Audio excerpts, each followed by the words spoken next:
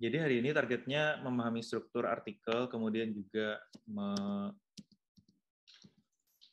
artikel jurnal ilmiah nasional berkualitas, kemudian yang bereputasi dan berkualitas, menentukan target jurnal sesuai kebutuhan riset, memahami hijack sama predatory jurnal, dan yang berikutnya nanti beberapa mungkin kita akan coba praktek ya. Jadi diusahakan nanti teman-teman coba buka ini ya, buka internet juga supaya nanti bisa mencoba beberapa pencarian. Nah, mengenai tipe jurnal, artikel ya sorry. Kalau artikel itu barang yang kita baca, kalau jurnal itu tempat si artikel itu berada. Jadi itu bedanya dulu.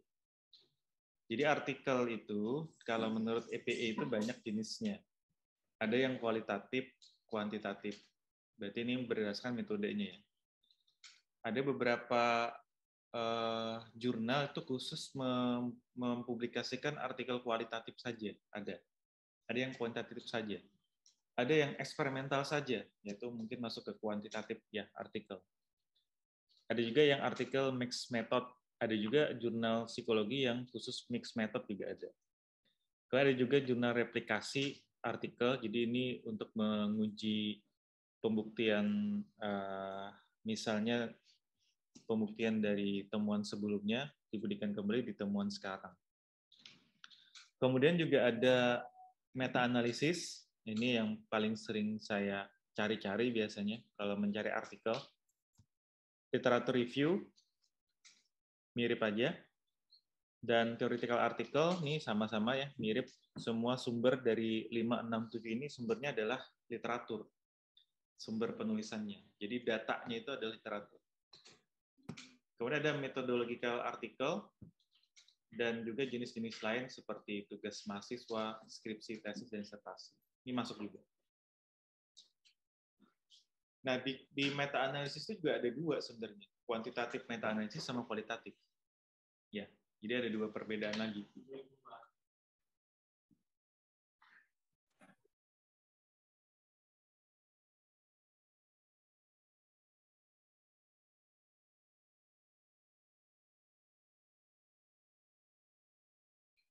Ya, jadi meta-analisis itu tadi ada dua jenis, kuantitatif sama kualitatif. Ya. Saya kemarin sempat menulis juga satu book chapter, kemudian terbit di tahun ini, itu mengulas tentang meta-analisis ini dan literature review. Nanti kalau sudah ada mungkin saya informasikan ke teman-teman. Apa yang kita harus cari biasanya ya sesuai kebutuhan ya. Kalau kita butuhnya kualitatif, ya kita cari yang artikel kualitatif saja. Kalau yang kuantitatif, ya kuantitatif, meta-analisis. Kalau saya lebih senang meta-analisis dulu yang dibaca, baru turun ke bagian-bagian yang lebih kecil ya. Karena meta-analisis itu seperti rangkuman dari semua artikel, ya, semua artikel jurnal. Nah, ketika menulis itu ada rekomendasi, jadi kita nggak sembarangan untuk mengambil artikel yang dibutuhkan untuk menulis. Yang paling terbaik tentu yang artikel peer review. Peer review itu maksudnya ada proses telaah dari orang yang sejawat atau setara, ahli yang sama di bidangnya. Kalau naskah yang non peer review ini berisiko metodenya salah, statistiknya salah, simpulannya juga mungkin salah. Dan pun ketika pakai misalnya tugas akhir, cari tugas akhir yang memang peer review. Kadang-kadang ada disertasi yang peer review. Itu kadang-kadang juga ada. Nah, ada juga dari sumber lain mengatakan bahwa yang paling tinggi itu ya peer review sebenarnya. Baru tingkatan kedua itu buku. Karena buku kan cuma proses editing ya. Jadi cuma ada proses penelaahan oleh editor. Ada mungkin beberapa buku yang ditelah oleh reviewer, tapi jarang. Nah, makanya ketika menulis itu malah yang terbaik adalah artikel jurnal yang peer review. Buku malah nomor 2 di sini. Dan ya kalau memang dibutuhkan, kita butuh juga data-data dari website atau misalnya juga surat kabar ya, blogspot. Tapi ini jumlahnya yang kecil dibandingkan yang lain. Sumber pencarian referensi ya macam-macam. Kita bisa menggunakan Psycinfo, ini yang khusus psikologi. Google Scholar ini terlalu luas, tapi sering kita pakai mungkin untuk mencari. Cuman yang pasti yang bisa mengatur artikel yang keluar tuh hanya yang peer review itu biasanya Psycinfo. Itu bisa langsung menghasilkan data-data atau apa namanya artikel-artikel yang sifatnya itu peer review semua. Cuman Psycinfo itu berbayar aksesnya, jadi nggak bisa. Kita nggak punya aksesnya di WLM ya. Kita mungkin perlu beli nanti kapan-kapan, cuman mahal banget kayaknya itu, miliaran ya untuk bisa apa namanya berlangganan ya. Nah, kalau Google Scholar tuh bisa juga, cuman peer review dan peer review itu jadi satu dia. Itu yang kita sulit membedakan nanti. Referensi yang bagus, yang pasti ya tentu misalnya itu ya harus ada tadi peer review lagi nih, balik yang paling atas ya, peer review, dan ada DOE-nya, database-nya di database global. Kita bisa gunakan ya tadi disertasi yang peer review juga. Book chapter juga bagus ya. Book chapter itu biasanya yang nulis itu orang-orang terkenal ahli ya. Kalau menggunakan website, misalnya kita pengen data, ambil data yang dari website profesional. Misalnya Badan Pusat Statistik BPS. Atau kadang-kadang ada kayak Center of Conflict misalnya. Itu dia merilis data. Dia datanya secara ilmiah didapatkan. Bukan yang sembarangan dari komentar orang atau dari misalnya hanya dari pernyataan orang tertentu. Jadi ada beberapa website yang kita harus cek juga bahwa dia berasal dari hasil ilmiah, ya, penelusuran secara ilmiah. Kemudian juga ada grey literatur. Kalau grey literatur ini yang biasanya itu hanya ada di perpustakaan. Cuman sekarang karena sudah banyak perpustakaan online, itu juga bisa dilihat ya. Dan kita juga bisa gunakan video. YouTube juga bisa di ini ya, disitasi. Ya, cuman tentu kita harus cari juga video-video yang juga berkualitas. Kalau di API itu dia juga mengeluarkan video-video yang ada DOA-nya, Digital Object Identification. DOA itu adalah kode untuk melihat satu sumber, dia bisa artikel, bisa apapun, yang khas, yang unik sumber kodenya. Nah itu video juga ada di API. Bapak Ibu bisa lihat di API, American Psychological Association. Di sana cukup banyak beberapa video yang ada DOE-nya. Kita bisa kutip. Ya. Biasanya itu video kayak hasil riset juga, hasil riset misalnya ada terapi apa, dibikin videonya diunggah di APA. Orang Pak. Nah, iya sama juga kalau misalnya yang tidak diutamakan, ya tentu ya misalnya newspaper ya itu ya kita pakai tapi sedikit aja, mungkin 1-2 di antara 60 jumlah referensi. Oh ya, kadang-kadang jumlah referensi juga mungkin jadi pertanyaan ya. Berapa banyak sih kita harus menuliskan referensi gitu. Sebenarnya itu sesuai dengan kebutuhan kita, tapi standarnya kalau beberapa jurnal tuh ada yang bilang 25. Tapi kalau pengalaman saya nulis tuh bahkan satu artikel bisa 60-an referensi sendiri. Jadi 2-3 dari 60 kan cukup kecil ya. Itu berasal dari misalnya surat kabar, berita-berita itu boleh. Ya yang mungkin bisa dihindari itu ya skripsi ya itu tidak usah dimasukkan, atau tesis, disertasi tapi tidak ada reviewnya. kalau disertasi yang ada reviewnya biasanya ditulis di halaman kedua atau di halaman satunya bahwa ini disertasi sudah melewati proses peer review. Ya, itu ada begitu. Kemudian juga buku-buku yang tidak ada di digital, yaitu kita hindari. Sekarang kayak buku terbitan penerbit internasional itu sudah ada di digital semua ya. Kayak misalnya terbitan Sage misalnya, publication ya. Kemudian juga Tyler Francis itu juga ada sudah di internet semua. Nah, kemudian juga yang kita hindari itu sebaiknya tidak gunakan website yang tidak jelas ya sumbernya. Kemudian juga misalnya beberapa mungkin penjelasan dari website tapi yang mengeluarkan itu mungkin kurang dipercaya lah gitu ya. Buktinya tidak begitu jelas. Nah, itu juga kita hindari. Kadang-kadang ada juga tuh ya. Kalau di sini malah dia jelaskan dari kementerian juga itu mungkin bisa jadi pertimbangan ya.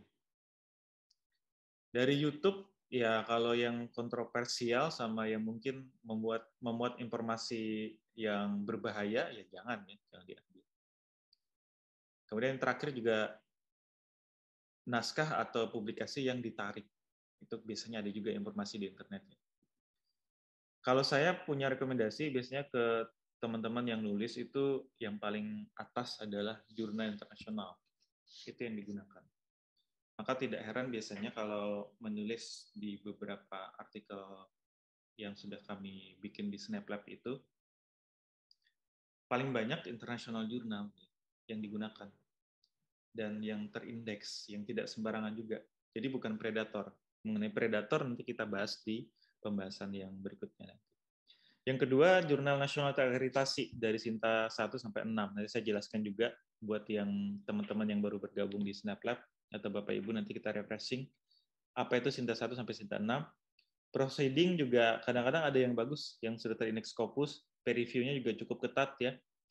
Kalau nasional itu juga ada peer review-nya ya, cukup ada juga yang nanti dilihat aja di berkas proceeding-nya apakah dia menjelaskan bahwa ini prosesnya ada peer review. Kalau ada berarti kita bisa gunakan. Buku teks handbook bisa digunakan. Handbook tuh biasanya banyak penulis di dalam satu buku itu. Kadang-kadang ya. Jadi setiap chapter. Jadi bisa 5-6 ini jadi satu hal yang sama. Karena book chapter itu juga banyak penulis. Satu bab bisa mungkin 3 orang. Gitu. Disertasi, tesis bisa digunakan, tapi ya mungkin sedikit aja, ya jangan banyak-banyak. Skripsi kalau saya tidak menyarankan. Berita dari dinas kementerian bisa, asalkan itu berupa data. Jadi bukan kayak pernyataan ya, atau misalnya hasil wawancara yang cuma kayak dari jurnalis, itu bisa dihindari. Surat kabar bisa, tapi hanya menjelaskan fenomena. Biasanya di bab 1 kalau fenomena. Catatan kalau Wikipedia itu ya bervariasi, jadi kalau bisa dihindari. Wikipedia. Jadi utamanya ya gunakanlah peer review artikel. Ini yang paling terbaik. Dibandingkan kita harus mengambil yang ada juga jurnal yang tidak peer review. Nah, itu yang kita harus hati-hati. Yang kayak misalnya jurnal mahasiswa itu banyak juga yang tidak peer review, jurnal tugas akhir mahasiswa. Jadi asal terbit aja. Salah satu contoh mungkin di Kognisia itu sebelum-sebelumnya kan masih ini ya, langsung terbit gitu. Tapi ini kita akan kembangkan juga untuk proses review untuk di setiap jurnal, termasuk Kognisia. Standarnya untuk sebuah artikel ilmiah itu ada bagian abstrak, kemudian introduction pendahuluan, literatur review tambahan biasanya, metodologi, hasil diskusi, kemudian kesimpulan, ucapan penghargaan atau terima kasih, dan referensi. Kenapa pola dari gambar ini bentuknya seperti jam pasir? Nah, kenapa bentuknya seperti jam pasir? Yakni di atasnya itu melebar, di bawah melebar, di tengahnya itu sempit. Karena biasanya untuk menulis artikel, introduction-nya itu biasanya porsinya sama setara dengan discussion. Sama setara dengan discussion. Dan biasanya metodologi dan hasil itu bagiannya itu kecil atau nggak banyak. Ya kalau misalnya kita anggap aja ya, dari 5.000 kata, mungkin introduction dan discussion itu 2.000 sendiri. Ya, 2.000 kata, 2.000 kata sendiri. Metodologi, result, sama conclusion dan abstract, ya mungkin sisanya lah 1.000 gitu. 1.000 kata ya. Nah, makanya ini kenapa jadi polanya seperti jam pasir, karena memang penekanannya pada introduction dan discussion. Pada bagian abstrak, kita butuh penjelasan mengenai problem statement-nya, 1-2 kalimat. Ya. Kadang kita butuh juga fenomena. Atau nggak fenomena, tapi tentang perkembangan teori atau perkembangan data empiris. Kemudian ada metodologi singkat, temuan ilmiah, tapi temuan utama tidak semua kita jelaskan. Ya, karena mungkin kita banyak hipotesisnya ada 10, kita tidak usah sebutkan 10-10-nya dalam temuan utama. Baru nanti ada kesimpulan prinsipal, ini intinya juga apa kesimpulannya. Nah, untuk introduction itu ya standarnya menjelaskan tentang topik ini perkembangannya bagaimana, ya. Perkembangannya bagaimana. Nah, kita klaim tentang kebaruannya, kemudian juga mungkin perbedaannya dengan riset sebelumnya, ini di introduction. Jadi penjelasan itu bagian yang biasanya sering banyak ditelaah atau fokus reviewer itu banyak sekali di introduction sama discussion. Karena itu titik beratnya, penjelasan yang mendapatkan titik berat di sana. Introduction kadang-kadang butuh literatur review, tapi tidak semua introduction ada literatur review ya. Jadi umumnya ada. Metodologi itu kita tulis seakan-akan ketika orang baca bisa membayangkan bagaimana proses penelitiannya. Itu yang terbaik. Ya. Kalau hasil ya standar lah. Kalau hasil pakai tabel, pakai gambar. Kalau diskusinya kita bisa ambil juga dari introduction, pindahkan ke diskusi sebenarnya. Tapi yang kita diskusikan kan adalah hasil temuan. Klaim kita itu terbukti atau tidak di introduction tadi. Oh, terbukti misalnya kita jelaskan. Kenapa bisa terbukti? Dievaluasi, kenapa bisa terbukti, alasannya kenapa, ya, tawaran kebaruannya apa, tawaran penjelasannya apa, baru nanti diakhiri dengan kesimpulan dari seluruh temuan, mungkin ada limitasinya, ada rekomendasinya. Tambahan terakhir biasanya begitu. Nah, baru ada kesimpulan. Nah, ucapan terima kasih ya kalau Bapak Ibu atau teman-teman itu punya hibah, maka ucapkan terima kasih di sana. Terima kasih telah membiayai misalnya. Itu biasanya harus ada itu karena kita menghargai yang memberikan hibah. Ini dari strukturnya. Nanti ada lagi dari tim SnapLab nanti akan mengadakan Bapak Ibu, kami akan mengadakan satu sesi lagi tentang cara menulis artikel. Ya mungkin mudahan bisa bulan Juli ya, begitu ya. Bulan Juli nanti kita akan adakan satu sesi lagi. Nanti bisa Bapak Ibu juga ikuti. Kita belajar bareng-bareng, ya sharing aja bagaimana cara menulis artikel. Ya, tapi ini saya kupas di sini biar ada pengantar dulu, ya. Nah, jadi isi struktur karya ilmiah berupa artikel jurnal itu ada abstrak, pendahuluan, metode, hasil, dan juga pembahasan. Kadang ada juga yang hasil pembahasannya digabung. Itu nggak masalah, tergantung dengan si jurnalnya. Ya. Nah, ketika kita baca artikel jurnal, nah bisa kita butuh ya hasil temuan, maka biasanya saya baca di abstrak sama di kesimpulan akhir. Ya, kesimpulan akhir. Nah, cuman kalau mau lebih jelas biasanya di hasil, karena di hasil itu lebih rinci. Ya, hipotesisnya terbukti apa, itu lebih rinci.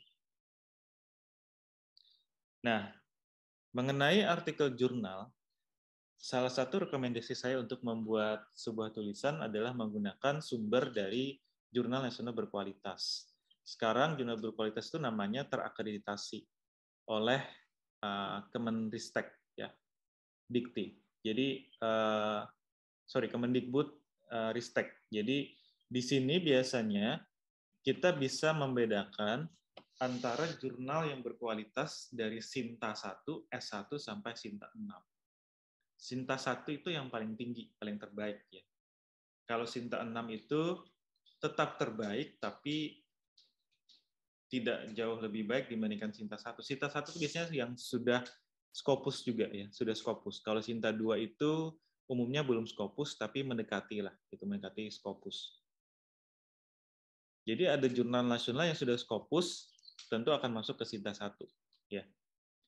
Semua jurnal di Sinta itu umumnya penekanannya pada peer review. Jadi ada proses peer review-nya. Ini linknya nanti akan saya perbaiki. Sekarang sudah ganti ya, Sinta tuh makin berkembang. Sekarang versi 2 di Kemendikbud Ristek untuk webnya. Cara mencarinya biasanya kita cari di Google dulu, misalnya cari artikel jurnal, baru kita cari nama jurnalnya apa, baru nanti di search, nanti di source di sini.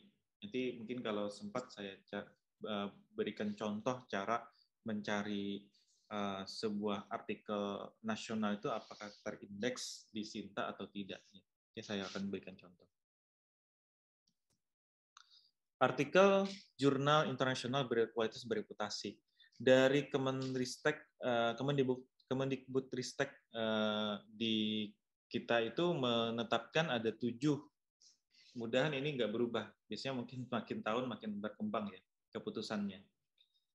Yang pertama itu yang diakui berkualitas dan bereputasi asalkan terindeks di DOAJ. Yang kedua Scopus, ini yang paling mainstream. Thomson Reuters ini juga salah satunya juga. Elsevier ini sebenarnya database ya, penerbit, ini penerbit sebenarnya Elsevier ini. Springer juga sebenarnya penerbit, Wiley itu juga penerbit, Taylor Francis itu penerbit. Umumnya 4, 5, 6, 7 itu masuk ke Scopus umumnya, tapi kadang-kadang ada jurnal yang baru hidup, baru muncul. Nah, itu mungkin belum Scopus, tapi meskipun kalau artikelnya berasal dari Elsevier, Springer, Wiley, dan Taylor Francis, maka dapat kita tetapkan ini artikelnya berkualitas. Karena udah pasti penerbitnya penerbit internasional yang berkualitas di sini. Ya, ini beberapa penerbit apa ya? Ibarat itu penerbit gajah ya. Tapi di bawah itu juga ada yang diakui juga secara internasional. Nah, Scopus. Jadi untuk Scopus itu ada lagi tingkatannya. Nah, ini untuk teman-teman di Snapchat yang baru bergabung. Untuk melihat artikel itu berkualitas atau tidak, dia dilihat dari jurnalnya berkualitas atau tidak kan. Nah, jadi kita nggak bisa meyakinkan diri kita bahwa ini artikel berkualitas. Paling nggak kita lihat si jurnalnya itu apakah termasuk yang misalnya di sini berarti yang terindeks di Skimago JR. Q1 sampai Q4. Makanya kan mungkin teman-teman di SnapLab sering mendengar diskusi kita pernah di-reject 2 kali misalnya di Q3, di Q2. Nah, itu maksudnya QQ itu adalah kuartil. Kuartil itu artinya adalah kualitas. Kualitas 1 terbaik, kualitas 4 itu tetap terbaik ya. Tentu dibandingkan jurnal nasional ya. Kalau Q4 ya, itu tetap yang terbaik. Kita bisa cari di sini bidangnya, atau kita cari nama jurnalnya, bisa di-search, nanti bisa kelihatan hasilnya, ya, hasil pencariannya. Nah, kemudian, untuk sebuah artikel jurnal ya yang berkualitas, ya kadang-kadang juga mungkin 1 tahun, di tahun tertentu, dia terindeks di Scopus, tapi di tahun yang berikutnya itu bisa berhenti, atau discontinue. Itu bisa. Penyebabnya ya macam-macam, misalnya ada pelanggaran proses editorial, atau misalnya memang naskahnya itu memang berhenti misalnya ya, memang stop, memang mati ini jurnalnya, juga ada begitu ya. Mungkin karena nggak banyak yang ngirim lagi, jadi berhenti dia jurnalnya. Kalau di psikologi itu yang paling tinggi kualitasnya itu adalah Annual Review of Psychology. Jadi ini semua artikel di dalam sini itu artikel yang meta-analisis, meta-sintesis ya, yang pokoknya literatur review semua. Kenapa menjadi paling tinggi? Karena lebih banyak dikutip. Kenapa lebih banyak dikutip? Karena dia merangkum, artikel itu merangkum dari berbagai teman-teman ilmiah, jadi satu dalam satu artikel. Makanya annual review tidak mengherankan menjadi yang paling tinggi di seluruh dunia tingkatannya untuk psikologi ya. Nah, makanya kan tadi saya sudah cerita di awal, kalau mau mencari sebuah topik, carilah menggunakan meta-analisis. Di mana mencarinya? Mencarinya bisa di Annual Review of Psychology. Psychological Bulletin juga termasuk tuh, ya. Jadi kita nyari di sana aja. Misalnya kita mau topik tentang pro-social behavior, cari di sana. Pasti sudah banyak ringkasannya, hasil temuannya, ya. Kita nggak usah capek lagi melihat misalnya perkembangan zaman atau perkembangan riset di topik psikologi perilaku prososial. Sehingga kita cari di annual review, dapatkan, kalau udah dibaca perkembangannya bagaimana, kadang-kadang dia menjelaskan bahwa yang belum ditemukan ini, yang perlu diteliti lagi ini, yang masih debatable ini. Jadi itu kita bisa masuk menjadi tempat kita meneliti atau topik kita meneliti. Gitu. Ya, maka nanti kalau teman-teman menulis atau Bapak Ibu menulis, usahakan membaca dulu di annual review, biar kita paham perkembangannya secara global mengenai riset yang sedang diteliti. Gitu. Nah, cara ngeceknya nanti saya akan bantu ya, caranya bagaimana nanti kita akan sama-sama.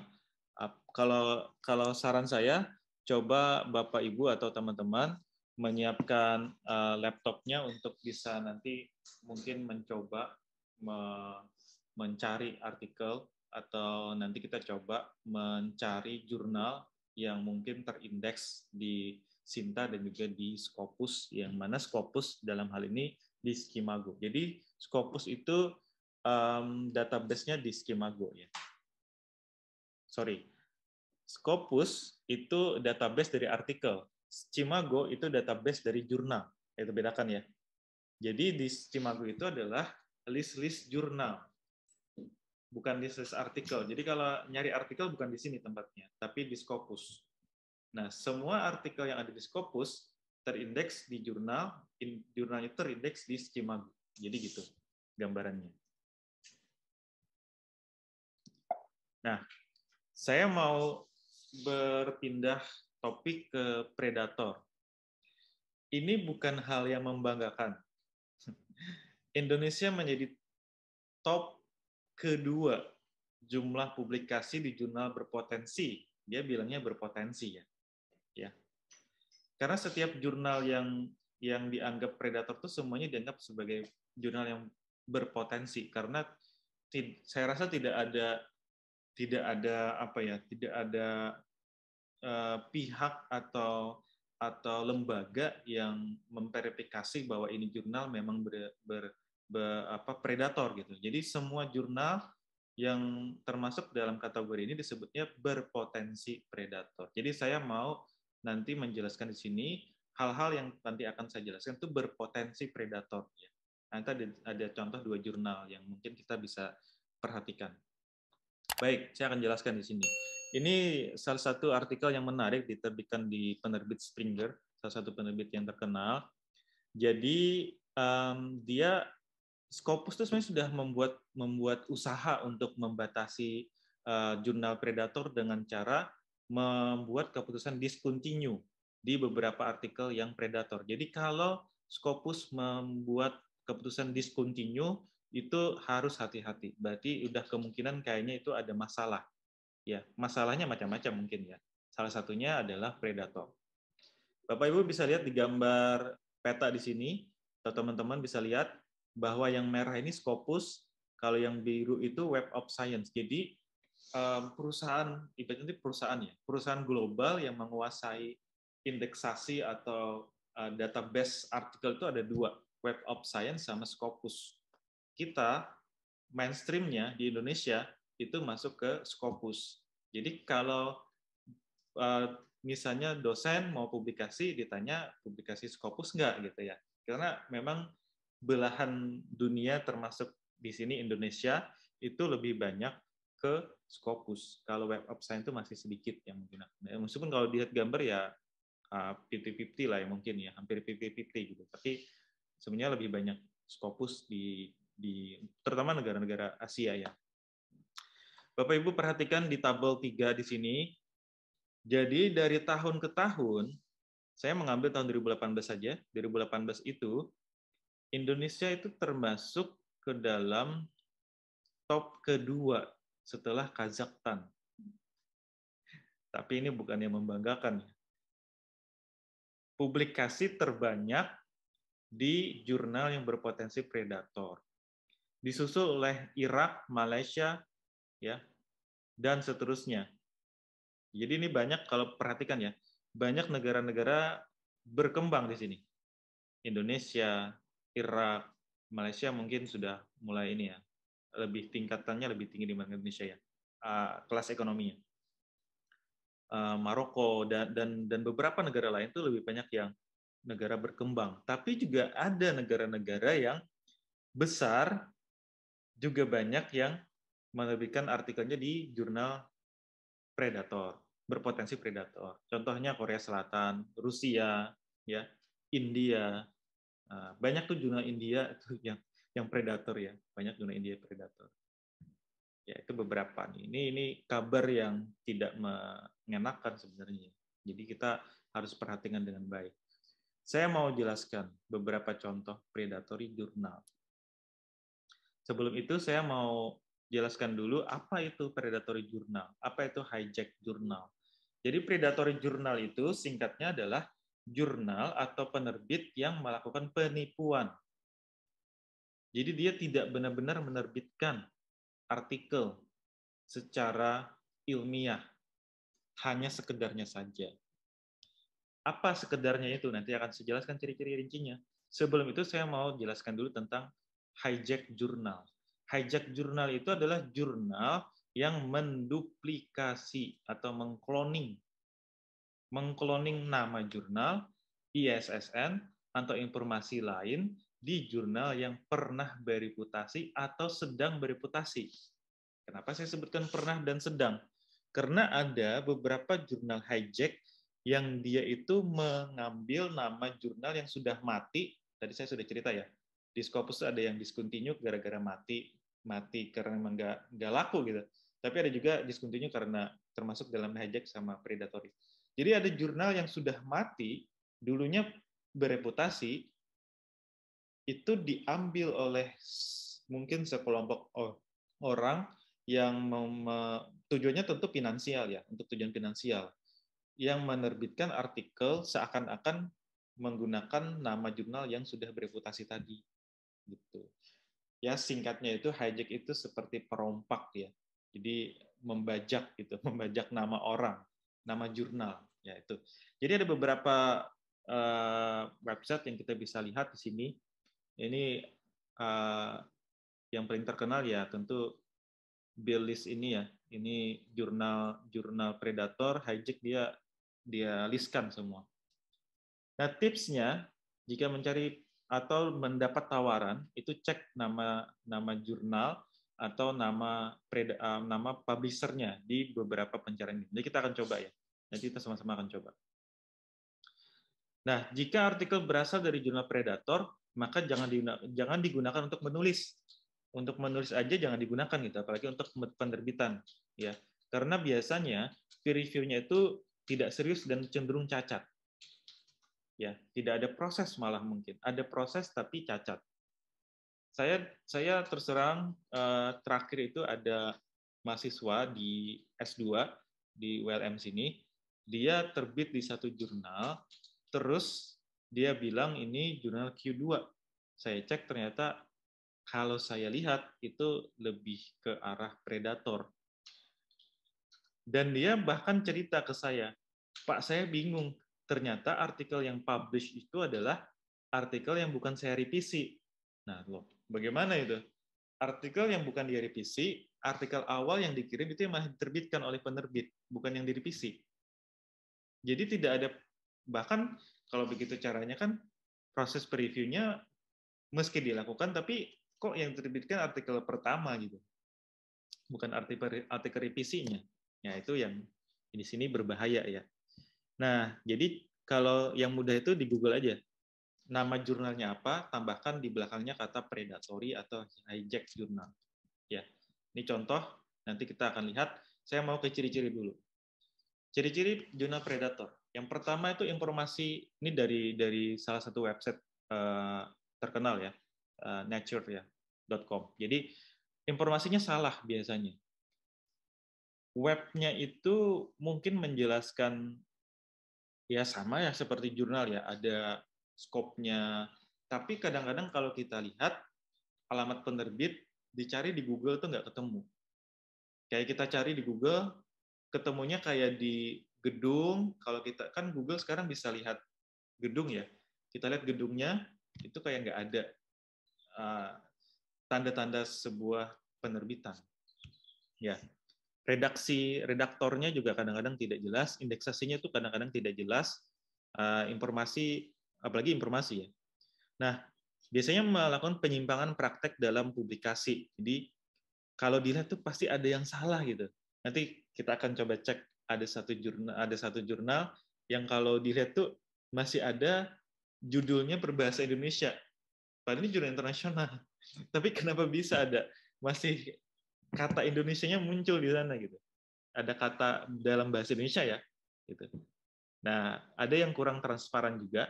Kurang transparan ini tidak ada, mungkin tidak ada nama reviewernya, ya tidak jelas bagaimana proses reviewnya. Daftar editornya ada, tapi ya tidak jelas juga orang-orangnya. Biasanya tuh agresif jurnal ini. Jadi dia akan mengirim mengirim ke spam email ya. Dia banyak ngirim begini. Apalagi kalau Bapak Ibu atau nih saya pernah juga dengar katanya Fadli pernah dikirim ini tawaran terbit di satu jurnal. Nah, itu gara-garanya ya kita pernah mungkin presentasi ilmiah, terus ada email kita itu dia ambil, dia kirim-kirim. Ya. Dia mengajak tawaran tapi secara agresif, dia kirim terus gitu. Sudah banyak saya blok ya di email ULM itu saya blok banyak jurnal yang ini tentu jurnal yang nggak berkualitas ya. Nah, dia menghilangkan proses peer review, bahkan mungkin tidak ada proses peer review-nya. Ya. Jadi selain tidak berkualitas, ya sekedarnya aja mungkin cuma beberapa kata, kalimat, atau sedikit saja diperbaiki, terus bisa langsung diterima, itu nggak mungkin. Ya. Terus terang kami juga di Snaplet masih belum berpengalaman secara banyak di penerbitan internasional yang Scopus, Q2 atau Q1 atau Q3, Q4. Kami juga mengalami banyak rejected juga ya. Jadi merasakan bagaimana panjangnya gitu. Panjangnya komentar tentang review. Dari review. Nah, kalau di list itu bisa sampai 30, 40, 50-an komentar dalam satu naskah. Ya. Nah, jadi yang berikutnya adalah skopnya itu tidak jelas. Jadi begini, dia bilangnya jurnal psikologi, tapi setelah dicek tuh ada teknik, ada kesehatan, ada mungkin guru pendidikan, jadi masuk semua gitu. Nah, ini hati-hati ya. Waktu terbit cepat, jadi tidak beraturan, cepat sekali. Jadi tiba-tiba 2 minggu ngirim langsung diterima, nggak mungkin. Ya itu nggak mungkin. Ya itu nggak mungkin kalau jurnal berkualitas begitu. Nah, apa bedanya dengan hijack? Sebenarnya ciri-ciri di atas tuh mirip dengan hijack ya, tidak jauh berbeda. Ya bedanya biasanya hijack itu dia mengkloning nama jurnal, ISSN atau informasi lain dari jurnal yang bereputasi. Ya bahkan tadi yang dari Scopus ya. Nah, kalau predator itu biasanya dia punya ISSN sendiri. Identitas jurnalnya juga sendiri, bukan menduplikasi dari jurnal lain ya. Nah, ini bedanya. Nah, mudahan lebih jelas ya beda antara predator dan hijack jurnal. Nah, ini dua jurnal yang harus kita hindari. Sebagai contoh, ini coba aja cari di Google sendiri, nama jurnalnya diketik, kemudian di belakangnya tulis hijack. Ya, ini bukan saya yang berkomentar ya. Jadi ada dari Twitter saya dapatkan, di Twitter itu dia juga mencantumkan sumber dari berita ya. Di berita ini yang atas ini ada pengguna Twitter, dia jelaskan bahwa ini hijack jurnal katanya. Sudah terindeks di Scopus gitu. Ya. Nah, kemudian dari berita ini dibaca itu dari Pakistan, mungkin kayak kementeriannya gitu ya, itu menjelaskan. Dan ternyata memang di jurnal aslinya, ini jurnal asli, jadi ada jurnal palsunya gitu ya, berarti ada jurnal palsunya. Jurnal aslinya mengatakan bahwa the Turkish Journal of Psychotherapy and Rehabilitation adalah jurnal internasional peer review, ya. Dan ini katanya begini, sayangnya katanya ada satu website yakni Turkish pokoknya itulah Turkish fisioterapihabil.org bukan website kami dan ini scam ya. Dan ini kalau mau lihat website yang asli katanya kunjungi di sini dergipak.org. Nah, saya kunjungi keduanya nih setelah diberitahu oleh pengelola jurnalnya ya, oleh Dr. Tansu Birinsi. Jadi setelah dicek, ya memang ada dua website berbeda. Yang asli yang di atas, yang palsu yang di bawah. Ya. Jadi namanya sama, ya. Nama website, nama jurnalnya sama. Kemudian juga selain itu ISSN-nya sama, ya, SSN-nya juga sama. Tapi yang satu itu palsu, gitu. Ya, nanti kita lihat beberapa terbitan di jurnal ini itu ada satu terbitan tuh bisa sampai ratusan, ya, sampai ratusan, bahkan sampai mungkin 600-an. Satu terbitan, bukan 1 tahun ya, satu terbitan, gitu. Ini contoh hijack jurnal, satu jurnal tapi ada yang mengcloning. Ya, banyak yang mungkin salah paham. Ya, karena memang Scopus nih ya, ini Scopus, dia terindeks Scopus dan ketika terbit di sini ya pasti artinya nggak terindeks Scopus karena yang terindeks Scopus hanya yang dari sini gitu. Ya. Ini jurnal yang tadi saya ceritakan dari anak S2 di IKM.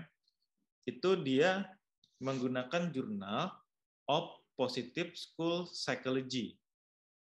Tapi saya yang menguji sidangnya merasa ini artikel tidak ada kaitannya dengan school psychology, ya, apalagi psikologi, gitu. Ya, psikologi aja nggak berkaitan, gitu. Maka bisa masuk ke dalam sini. Nah, terus saya lantas habis dia kan kabar gembira kan ya ke saya ya, Pak, terima kasih saya sudah publish di jurnal Q2. Oh, kata saya selamat. Tapi mohon maaf ini jurnalnya kayaknya predator gitu saya. Jadi ya silahkan nanti Bapak Ibu coba cek sendirilah itu kenapa saya bisa sebut predator. Nah, tapi ada nama saya di sana ya. Jadi saya minta ditarik nama saya. Saya nggak mau ada artikel yang predator masuk ke publikasi saya, list publikasi saya. Nah, jadi begini. Kalau dicari, itu ada satu website juga namanya Predatory Publishing. Ini dia kayak mendiskusikan satu jurnal, dia ceritakan kenapa bisa berpotensi predator. Jadi setelah saya baca kenapa ini jurnal berpotensi predator, yang pertama, pembagian editor, pembagian tugas editor tidak jelas. Tidak ada editorial in chief-nya, tidak ada. Ketua editornya tidak ada. Managing editornya tidak ada. Jadi kayak di halaman editorialnya itu cuma ada satu aja, editorial board. Siapa pemimpinnya nggak ada. Ya, manajernya tidak ada, copy editornya tidak ada. Padahal kan kalau pembagian jurnal yang berkualitas itu kan minimal ada editorial in chief atau ketua editor. Di sini nggak ada. Kemudian indikasi yang kedua adalah bagaimana bisa 10 editor itu mengelola 600-an artikel dalam satu terbitan, itu nggak mungkin. Ya, satu artikel aja susahnya minta ampun kalau mengolah ya untuk editor. Yang berikutnya adalah ditemukan plagiasi pada naskah. Jadi ada plagiasinya. Kok bisa terbit gitu? Mana mungkin jurnal yang berkualitas itu bisa menerbitkan artikel yang plagiat. Jumlahnya itu drastis tiba-tiba bertambah. Dari 10 tiba-tiba jadi 600. Terbitan nomor 1 10, tiba-tiba terbitan nomor 2 langsung 600. Dan informasi skor SJR itu ada skor dari kualitas sebuah jurnal menggunakan Scopus ya. Itu beda antara di website dengan di Scimago. Nah, kontak editor juga tidak jelas, kebijakan open access tidak jelas, biaya penerbitan tidak jelas, tapi setelah saya dengar katanya biaya penerbitannya sekitar 5 jutaan, Pak, lebih. Bayangkan, 600 naskah dikali 5 juta. Berapa tuh? 6, 5, 3 miliar. 3 miliar Bapak Ibu, teman-teman di SnapLab, 3 miliar untuk satu terbitan. Ya tentu ini sangat menyenangkan bagi yang membuat jurnal Predator ya, sangat menguntungkan bagi dia. Ya, dengan hanya mengandalkan website yang seperti ini, dia bisa meraup keuntungan satu terbitan 3 miliar.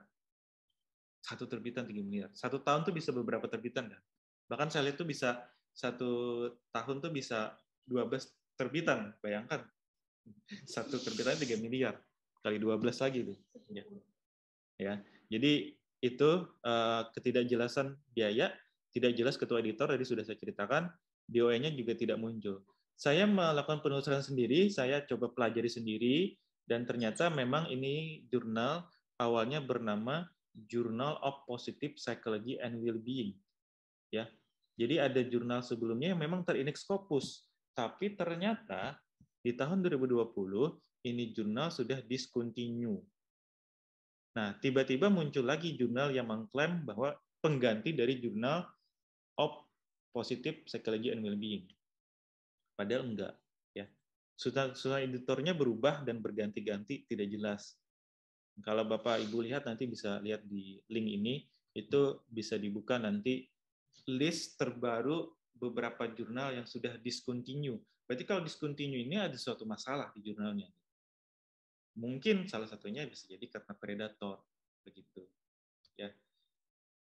Nah, jurnal dari artikel ini bagi yang nanti bertugas menulis, mohon dihindari, ya, jangan dipakai. Dan kita juga harus was-was ketika mau publikasi, ya jangan sampai juga publikasi ke jurnal ini. Gitu. Baik, jadi bagaimana artikel yang sesuai dengan kebutuhan riset?